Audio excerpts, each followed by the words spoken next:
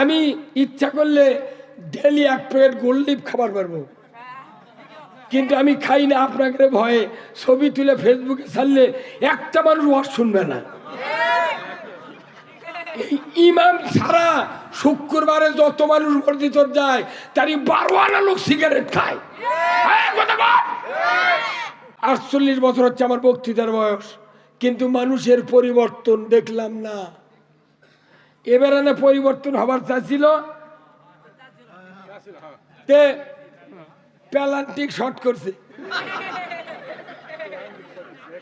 কথা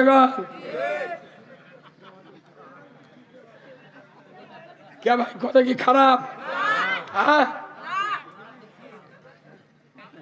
হায় হায় রে, খুব আশা ছিল কল যাইবে, কিছু হবি, কিচ্ছু হলো না।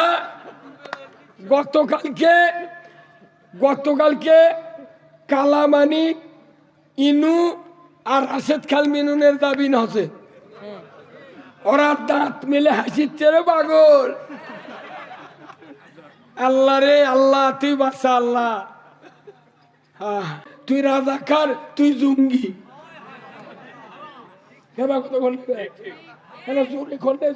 আপনারা হ্যাঁ কি আশ্চর্য কথা। খালেদা জিয়ার সময় 300 টাকা বস্তা হলে ইউরিয়া 50 কেজি, এখন 1350, তাও 50 কেজি। তাহলে 1 বস্তা সারত 1050 টাকা কি বেশি লাগিচ্ছে না?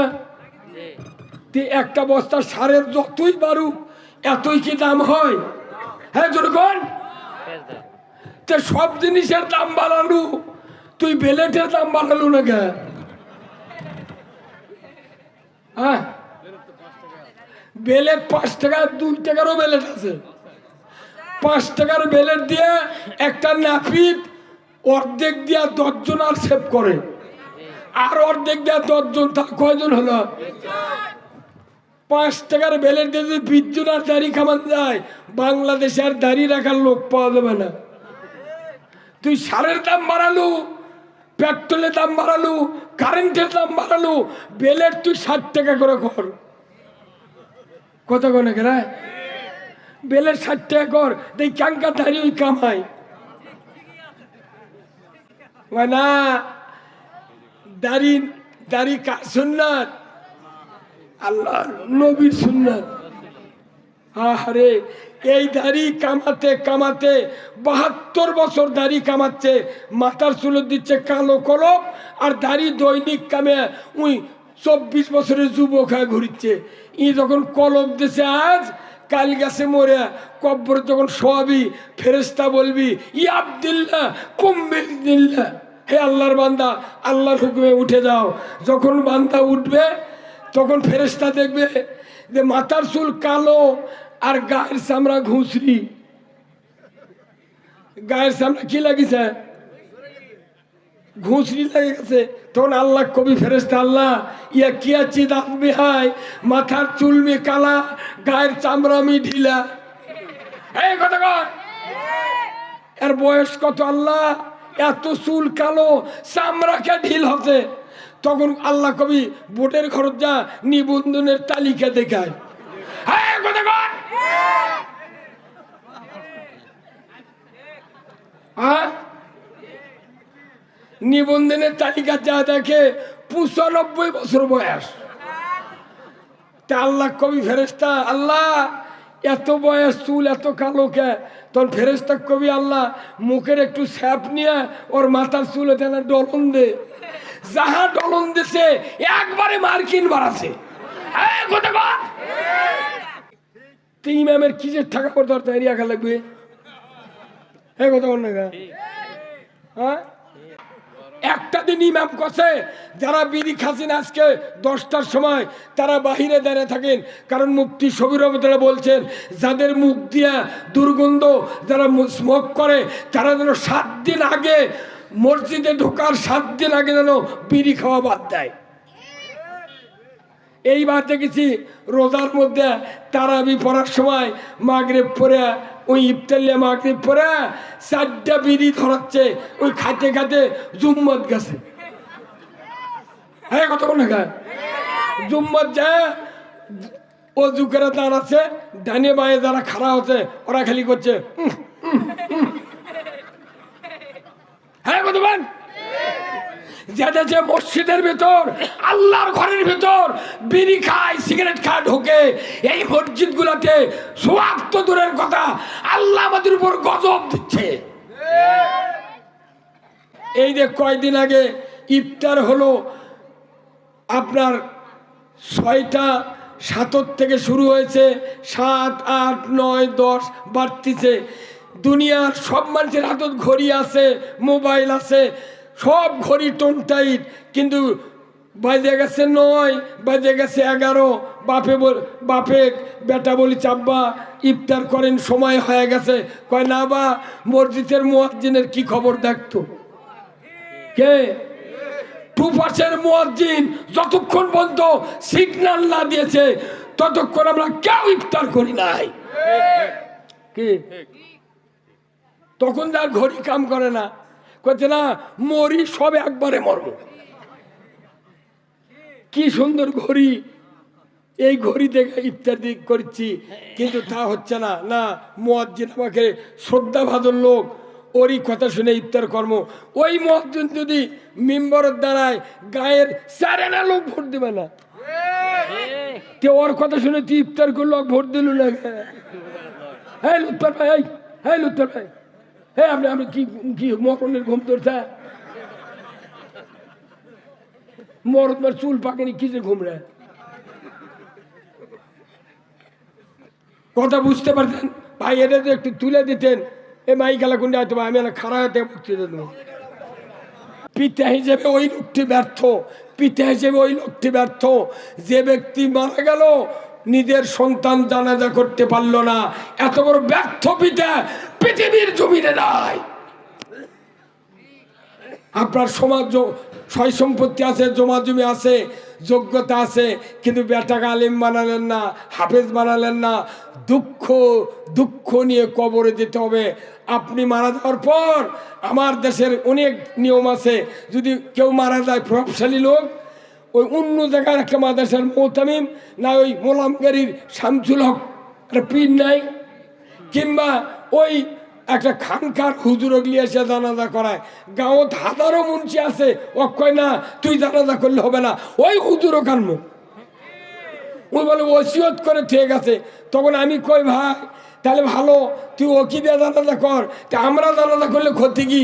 করছে না তোমাকে জানাজা না সমস্যা। সেই সমস্যা কি? ও মুর্দা কি ব্যথা উঠে আসবে? কত সম্ভাবনা আছে, তে উঠে আলি তো তোর আরো ভালো। হ্যাঁ কথা বল, উঠে আলে আরো ভালো। তাহলে বলেন তো, একটা বেটা যদি আপনি আলিম বানান, জানাজা করার মতো মুফতি বানান, হক্কানি আলিম বানান, হাফেজ বানান, আপনার কি আরাম, সেই কথা আমি বলবো। একটু শুনতে রাজি আছেন? কারা কারা দুহাত তুলে আল্লাহকে দেখান। লিল্লাহে তাকবীর, নারায়ে তাকবীর। এই গ্রামের ভাগ্য ভালো যে আপনারা একটা মাদ্রাসা পাইছে। এত গ্রামের মধ্যে, বাড়ির মধ্যে মাদ্রাসা আমার জীবনেও দেখিনি। কি ভাই, এত সুন্দর মাদ্রাসা। এখন যার যার ছেলে পেলে আলিম নাই, আর যার আছে, এখন আপনাদের বলবো কেন মাদ্রাসাটা আপনি দিলেন না ছেলেকে? ছেলে বড় হয়ে গেছে, ছেলের ছেলেকে দেন। তাই যদি বড় হয়ে যায়, ওরই বেশাক পড়লে ঠিক দিয়ে দেন। প্রতি 100 বছরে আপনার ফ্যামিলিতে একজন আলিম তৈরি করতে হবে। আমার রসুল বলছেন, একজন হক্কানি আলিম একটা গ্রামের উপর দিয়ে খালি হাঁটে যায়, শুধু হাঁটে যায়, 40 দিন কবরে আযাব মাপ। জোরে বলা গেল না সুবহানাল্লাহ? কয়দিন? আর একজন আলিম, একজন হাফেজ, একজন মুত্তাকি বেটা যদি বাবা মার কবরের পাশে যায়, যদি খালি 3 বার সূরা ইখলাস বিসমিল্লাহ সহ আর একবার সূরা ফাতিহা তেলাওয়াত করে হাত তুলে বলে রব্বির হামহুমা কামা রব্বায়ানি সগীরা। আমার নবী বলেছেন, এই নেক সন্তানের দোয়ার বরকতে আমার আল্লাহ ওই কবরের পিতামাতার আযাব 40 দিনের জন্য মাফ করে দেয়। কয় দিনের জন্য? 1 লাখ টাকা খরচ করলে একটা সগীরা গুনাহ মাফ হবে? আর খালি একটা বেটা বেলে মরে যাবেন, 40 দিন কবরে মাপ, 39 দিন পর আবার দোয়া করলে তাহলে আযাব হচ্ছে। বেটাক দিয়ে বাপের আযাব মোচন করার জন্য আল্লাহ আমাদের বংশে এইগুলি আলিম ওলামা দেশে, অথচ আলিমকের দাম নাই। যে মাদ্রাসা বাংলাদেশে চলছে হাফেজিয়া এবং কওমি মাদ্রাসা, এরা জীবন ভর দেখতেছি ছায়া চিন্তা ফেতরা জাকাত গায়ের মানুষের ধান আলু এগুলো নিয়ে চলে। তাহলে কোন তো প্রাইমারি থেকে ভার্সিটি পর্যন্ত যত মানুষ লেখাপড়া করে তাদের বাপেরা কি সরকারও ট্যাক্স দেয়, খাজনা দেয় না? তাহলে হাফিজি মাদ্রাসা কওমি মাদ্রাসার যারা পড়ে এরা কি খাজনা ট্যাক্স দেয় না? তাহলে একই দেশত এরা মৌলবি হচ্ছে, এর কি উপবৃত্তি নাই, বেতন নাই, বিল্ডিং নাই, কিচ্ছু নাই। ইয়ানা ধাক্কা মারার কিছু দিল, 1 টন দিল, তাই তুলবার গেলে অর্ধেক টাকা ওটি দিয়ে থুয়ে আসা লাগে। ওই নেতাকে পেট না ভরলে ওই দিবি টাকা কি কি করলে চাপা মারার কাম বাজেনি। তাহলে এরা 2 বছর ভিক্ষা করে চালালো, আবার প্রাইমারিরা বেতন খাচ্ছে উপবৃত্তি, আবার বিশ্ববিদ্যালয়ে পড়ছে একজন মহিলা ছাত্রী একজন যুবক হিটু হিটু ঠেকে দিয়া। আহারে নিজের উট তালাশ করার জন্য উনি বিভিন্ন জায়গায় ঘোরাঘুরি করছেন, খুঁজতেছেন ওনার উট পাওয়ার জন্য। উনি কোথায় গেছে আপনি একটু সামনের দিকে চলে যান। উনি তখন বললেন সর্বনাশ, একজন অর্ধেকটা পৃথিবীর বাদশার উট হারায় গেছে, তিনি উট খুঁজতেছেন আর তোমাদের চাকরি বহাল তবিয়তে টিকে গেছে। সরকারের উট হারাচ্ছে, নিজেই খুঁজবার গেছে। আর আমাদের দেশের চেয়ারম্যানের যদি জুতো হারায় মেম্বরের কারো মেম্বরই থাকবে না। হ্যাঁ কতক্ষণ কি সরকার! আল্লাহু আকবার। রাষ্ট্রদূত সামনে যায়, যাইতে যাইতে দেখে মরুভূমির প্রান্তরে লম্বা শুকনা শাকনা একজন মানুষ তরবারির খাপ মাথার দিয়ে নিচে দিয়ে ঘুমায় আছেন। জোরে কন্যা মারহাবা। উনি বর্ণনা অনুযায়ী চেহারা দেখেই মনে করলেন এটাই বুঝি হয়তো উমার হবে। অনেকক্ষণ দাঁড়িয়ে দেখছেন তার কপাল ঘেমে ঘেমে রোদের তাপে বালি ভিজে যাচ্ছে, কিন্তু ঘুম থেকে চেতন পায় না। হাতের কাছে তরবারি, খাপের উপর মাথা, লোকটা নির্বিঘ্নে ঘুমায়। মানুষ না জিন, এটার নিরাপত্তা দিবে কে? এই চিন্তা করে উনি দেখছেন হঠাৎ করে তার মন থেকে বেরিয়ে গেল উমর, আয় উমর।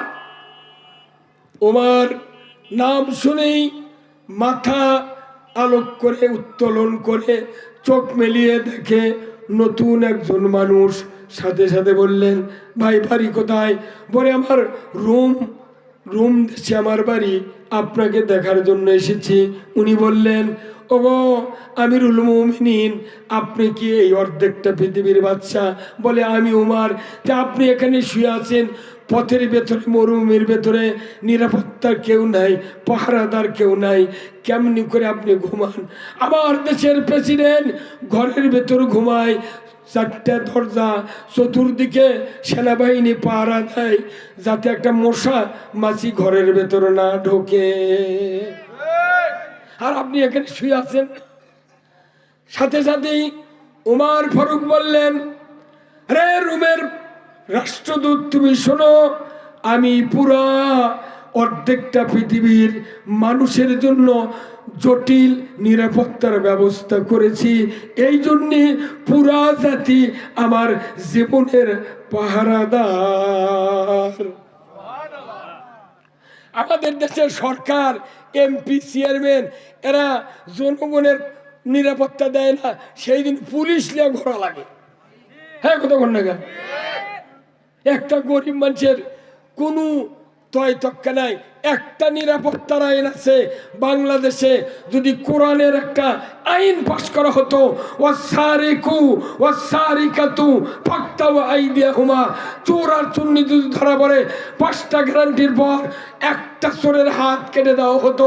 আমার দেশে গরু চুরি, হুন্ডা চুরি, মোটর সাইকেল চুরি তো দূরের কথা, মসজিদে একটা স্যান্ডেল চুরি হতো না।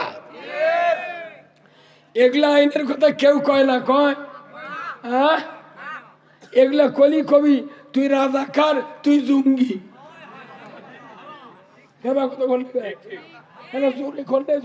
আপনারা হ্যাঁ কি আশ্চর্য কথা। খালেদা জিয়ার সময় 300 টাকা বস্তা হলে ইউরিয়া 50 কেজি, এখন 1350, তাও 50 কেজি।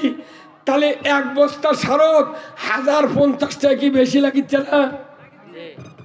একটা বস্তা সারের যতই বাড়ুক এতই কি দাম হয়? হ্যাঁ জনগণ, সব জিনিসের দাম বাড়ালু, তুই বেলেটের দাম বাড়ালু না কে? হ্যাঁ, বেলেট 5 টাকা, 2 টাকারও বেলেট আছে। 5 টাকার বেলেট দিয়ে একটা নাপিত অর্ধেক দিয়া 10 জন আর সেভ করে, আর অর্ধেক দিয়া 10 জন, তার কয়জন হলো? 5 টাকার বেলেট দিয়ে যদি 20 জন আর দাড়ি কামান যায়, বাংলাদেশে আর দাড়ি রাখার লোক পাওয়া যাবে না। তুই সারের দাম বাড়ালু, পেট্রোলের দাম বাড়ালু, কারেন্টের দাম বাড়ালু, বেলেট তুই 60 টাকা করে কর। কত কোনে কেরা বেলেট 60 টাকা কর, দেখ ক্যাঙ্কা দাড়ি ওই কামাই না। দাড়ি দাড়ি কার সুন্নাত? আল্লাহ নবীর সুন্নাত। আরে এই দাড়ি কামাতে কামাতে 72 বছর দাড়ি কামাচ্ছে, মাথার চুল দিচ্ছে কালো কলপ, আর দাড়ি দৈনিক কামে উই 24 বছরের যুবক হয়ে ঘুরিচ্ছে। ই যখন কলপ দিছে আজ, কাল গাছে মরে কব্বর যখন শোয়াবি, ফেরেশতা বলবি ই আব্দুল্লাহ কুম্বিল্লাহ, হে আল্লাহর বান্দা আল্লাহর হুকুমে উঠে যাও। যখন বান্দা উঠবে তখন ফেরেশতা দেখবে যে মাথার চুল কালো আর গায়ের চামড়া ঘুষরি। গায়ের চামড়া কি লাগিছে? ঘুষরি লেগে গেছে। তখন আল্লাহ কবি ফেরেশতা, আল্লাহ ইয়া কিয়া চিজ আসবে, হায় মাথার চুল মে কালা, গায়ের চামড়া মি ঢিলা। এই কথা কর, এর বয়স কত? আল্লাহ এত চুল কালো, চামড়াকে ঢিল হচ্ছে। তখন আল্লাহ কবি বোটের খরচ যা নিবন্ধনের তালিকা দেখায়। হ্যাঁ কথা কর, হ্যাঁ নিবন্ধনের তালিকা যা দেখে 95 বছর বয়স। তা আল্লাহ কবি ফেরেশতা, আল্লাহ এত বয়স, চুল এত কালো কে? তখন ফেরেশতা কবি, আল্লাহ মুখের একটু স্যাপ নিয়ে ওর মাথার চুল না ডলন দে। যাহা ডলন দিছে একবারে মার্কিন বাড়াছে।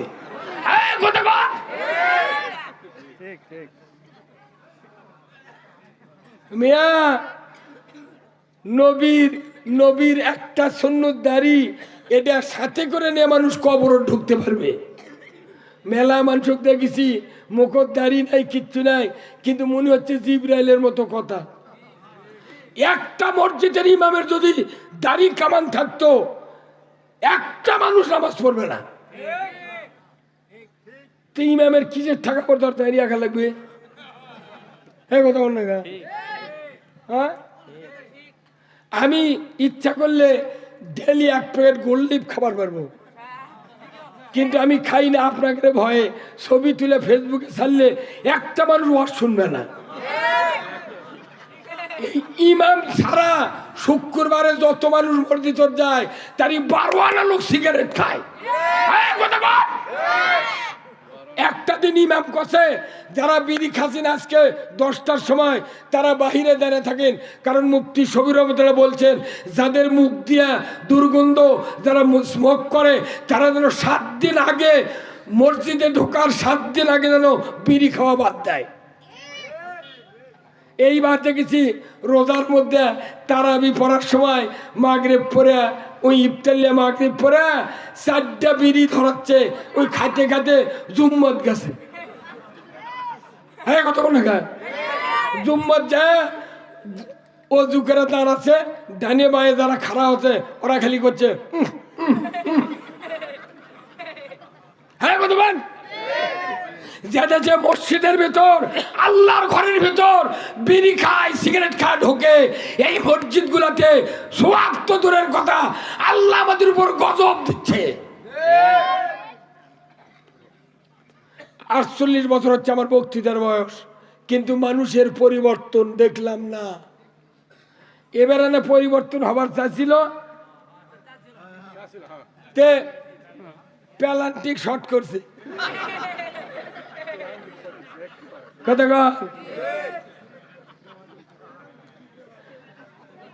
কে ভাই, কথা কি খারাপ? হায় হায় রে, খুব আশা ছিল কল যাইবের, কিছু হবি, কিচ্ছু হলো না। গতকালকে কালামানি ইনু আর রাশেদ খান মিনুনের দাবি হচ্ছে, ওরা দাঁত মেলে হাসিচ্ছে রে পাগল। আল্লাহ রে আল্লাহ, তুই বাচ্চা আল্লাহ। কোন একদিন এদেশের আকাশে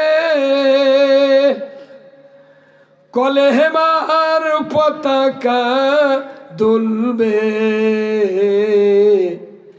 সেদিন সবাই খোদাই বিধান পে দুঃখ বেদনা ভুলবে। জোরে বলেন না, মারবা জোরে বলেন না। হ্যাঁ ময়না, পৃথিবীর জমিনে যতদিন কালেমার পতাকা বিজয় না হবে, এই পৃথিবীর মাটির থেকে অশান্তি দূর হওয়া সম্ভব নয়। কার কথা? আল্লাহ কোরআনে বলছেন, হুয়াল্লাযী আরসালা রাসূলাহু বিল হুদা ওয়া দীনিল হক লিইয়ুযহিরাহু আলাদ-দীনি কুল্লিহি ওয়ালাউ কারিহাল মুশরিকুন। আল্লাহু আকবার। আমার আল্লাহ বলেছেন, আমি সেই সত্তা, তিনি তার রাসূলকে প্রেরণ করেছি সত্য হেদায়েত দিয়া, জীবন ব্যবস্থা ইসলাম দিয়া। আপনি পৃথিবীর জমিনে গিয়া মানুষের তৈরি করা আইন ও কানুন উৎখাত করে দিয়া একমাত্র আল্লাহর আইন বিজয় করবেন। এতে করে মুশরিকের কলিজায় যতই যন্ত্রণা হোক না কেন, আপনি রাসূল কোনো পরোয়া করবেন না। কার আইন? আমরা নামাজ পড়ি কার আইনে? জোরে বলবেন, নামাজ পড়ি কার আইনে? বিবাহ করি কার আইনে? আমরা খাতনা করি কার আইনে? হজ করি আল্লাহর আইনে। আমরা আকিকা করি আল্লাহর আইনে। আমরা উমরা করি আল্লাহর আইনে। জুমার নামাজ পড়ি আল্লাহর আইনে। সব আল্লাহর আইন দিয়ে করি। দেশটা যদি আল্লাহর আইন দিয়ে চলতো, এ দেশটা জান্নাত হয়ে যেত। সুদ হারাম হলে আওয়ামী লীগ, বিএনপি, জাতীয় পার্টি, জাসদ, যত দলমত আছে সবারই উপকার। কতক্ষণ লাগে? চুরি যদি বন্ধ হয় সবার উপকার, জেলা যদি বন্ধ হয় সবার উপকার। কিন্তু রোজার পক্ষে সবাই, চোরের হাত কাটার পক্ষে সবাই নাই। কি বলবি? হ্যাঁ, বাটাম ফাটাবি মরে গেলে। কবরের মধ্যে বলবে, ওমা দিনুকা, তুমি কোন জীবন ব্যবস্থার আইনে পৃথিবীতে বাস করছো? তুমি বাস করছো, বলো কার আইন মেনেছো দুনিয়াতে? আমাদের আল্লাহর আইন মানা অবশ্যই অবশ্যই ফরজ। যদি বলুন ঠিক কিনা? এই যে কয়দিন আগে ইফতার হলো, আপনার 6টা 7 থেকে শুরু হয়েছে, 7, 8, 9, 10 বাড়তিছে। দুনিয়ার সব মানুষের হাতত ঘড়ি আছে, মোবাইল আছে, সব ঘড়ি টোন টাইট, কিন্তু বাজে গেছে 9, বাজে গেছে 11। বাপে বেটা বলি চাব্বা ইফতার করেন, সময় হয়ে গেছে।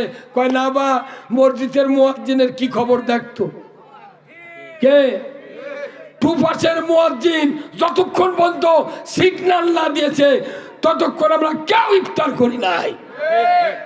কি তখন তার ঘড়ি কাম করে না, কইছে না মরি সব একবারে মরবো। কি সুন্দর ঘড়ি, এই ঘড়ি দেখে ইফতার করছি, কিন্তু তা হচ্ছে না। না, মুয়াজ্জিন আমাকে শ্রদ্ধাভাজন লোক, ওরই কথা শুনে ইফতার কর্ম। ওই মুয়াজ্জিন যদি মিম্বরের দ্বারায় গায়ের 4 লোক ভোট দিবে না, তে ওর কথা শুনে তুই ইফতার করলো, ভোট দিল না। হ্যাঁ লুৎফর ভাই, হ্যাঁ লুৎফর ভাই, হ্যাঁ আমি কি মরণের ঘুম ধরছে?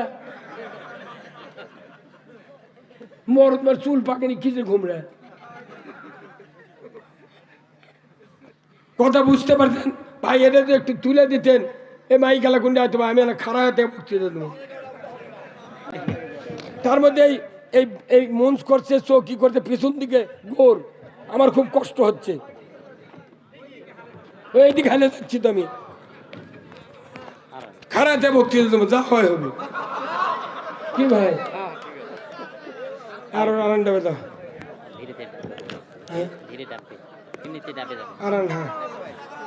এই তোলাতে রে, তোলাতে মঞ্চ কে বানাচ্ছে না? অর্ডার দিলে উঁচু বেশি হবে। খোলালে কায়দা মতো হলে কি ভাই, তাই না? আমি যতই কথা বলছি ততইটা বেড়াচ্ছি।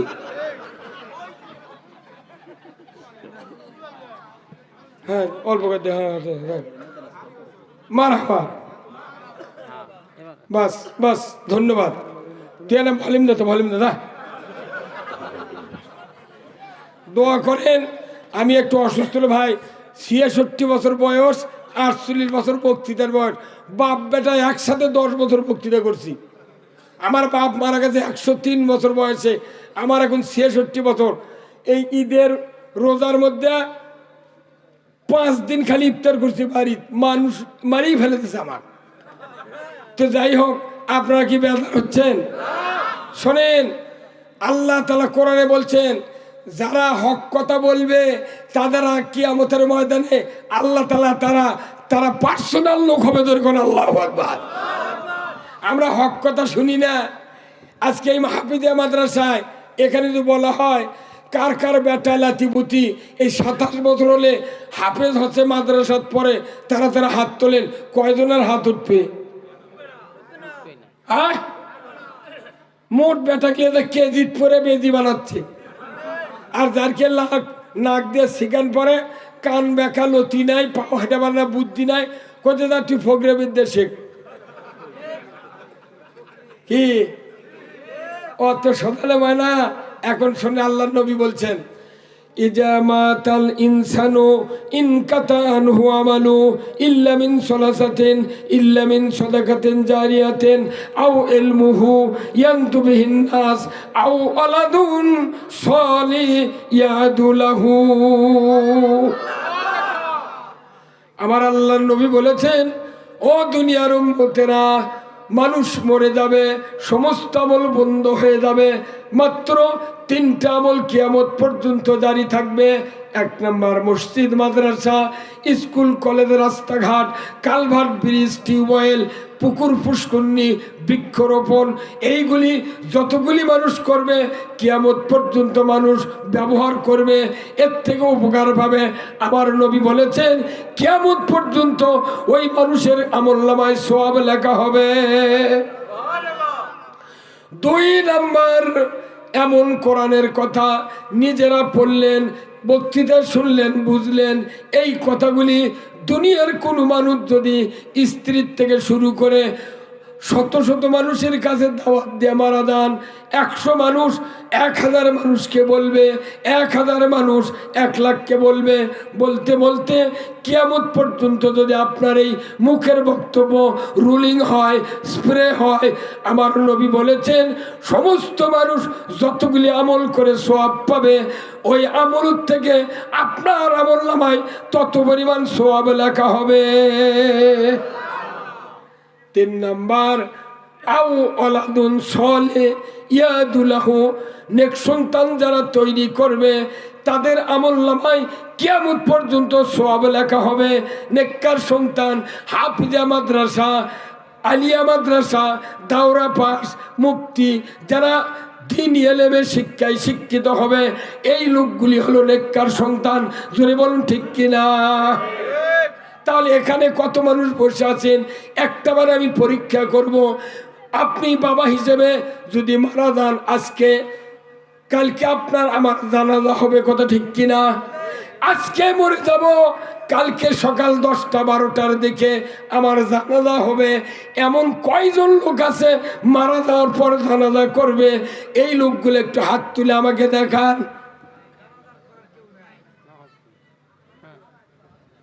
2 আর 3 4, কাল আজই মরবেন, কাল জানাজা করবি, আছে?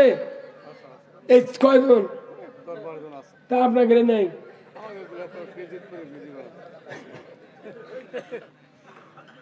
পিতা হিসেবে ওই লোকটি ব্যর্থ, পিতা হিসেবে ওই লোকটি ব্যর্থ যে ব্যক্তি মারা গেল নিজের সন্তান জানাজা করতে পারলো না। এত বড় ব্যর্থ পিতা পৃথিবীর জমিনে নাই।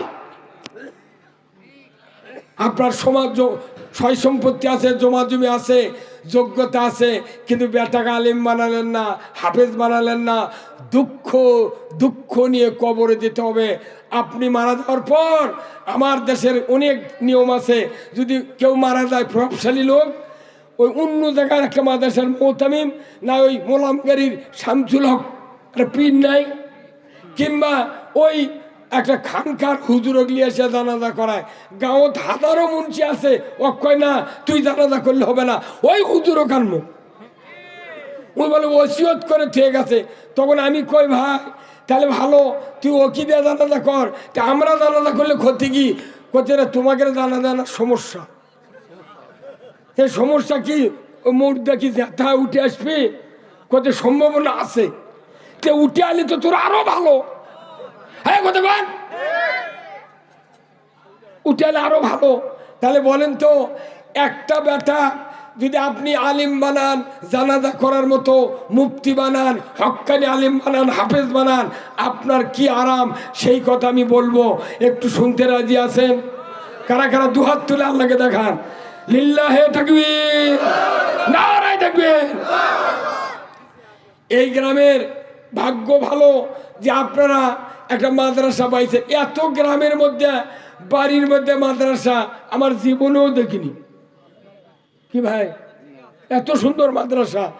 এখন যার যার ছেলে পেলে আলিম নাই, আর যার আছে, এখন আপনাদের বলবো কেন মাদ্রাসাটা আপনি দিলেন না ছেলেকে?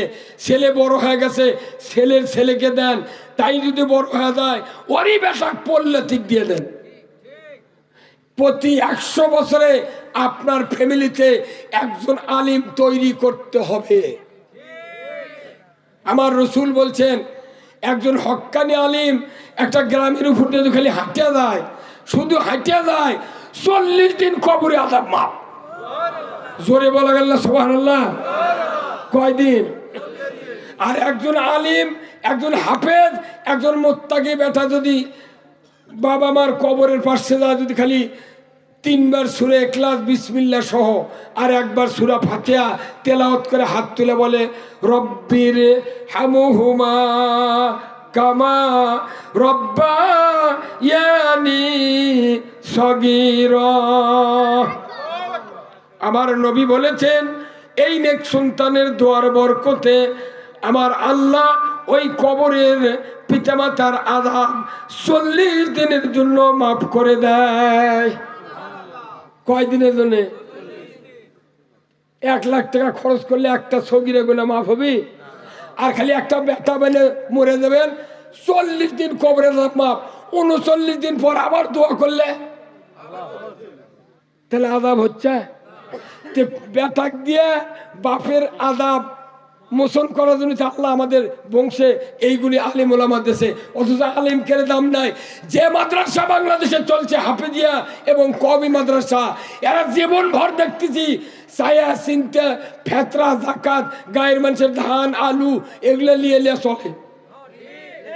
তাহলে কোন তো প্রাইমারি থেকে ভার্সিটি পর্যন্ত যত মানুষ লেখাপড়া করে তাদের বাপেরা কি সরকারও ট্যাক্স দেয়, খাজনা দেয় না? তাহলে হাফিজে মাদ্রাসার কওমি মাদ্রাসার যারা পড়ে এরা কি খাজনা ট্যাক্স দেয় না? তাহলে একই দেশত এরা মৌলবি হচ্ছে, এর কি উপবৃত্তি নাই, বেতন নাই, বিল্ডিং নাই, কিচ্ছু নাই। ইয়ানা ধাক্কা মারার কিছু দিল, 1 টন দিল, তাই তুলবার গেলে অর্ধেক টাকা ওটি দিয়ে ধুয়ে আসা লাগে। ওই নেতাকে পেট না ভরলে ওই দিবি টাকা কি কি করলে চাপা মারার কাম বাঁধেনি। তাহলে এরা 2 বছর ভিক্ষা করে চালালো, আবার প্রাইমারিরা বেতন খাচ্ছে উপবৃত্তি, আবার বিশ্ববিদ্যালয়ে পড়ছে একজন মহিলা ছাত্রী একজন যুবক হিটু হিটু ঠেকে দিয়া। আহারে লা ইলাহা সাদে সাদে কেউ যাবেন না, হবি হবি লোক। আমার দোয়া করেন, আমি খুব কষ্টে, আমার জীবনের এটাই প্রথম এই কষ্ট। কেউ উঠবেন না, কেউ উঠবেন না।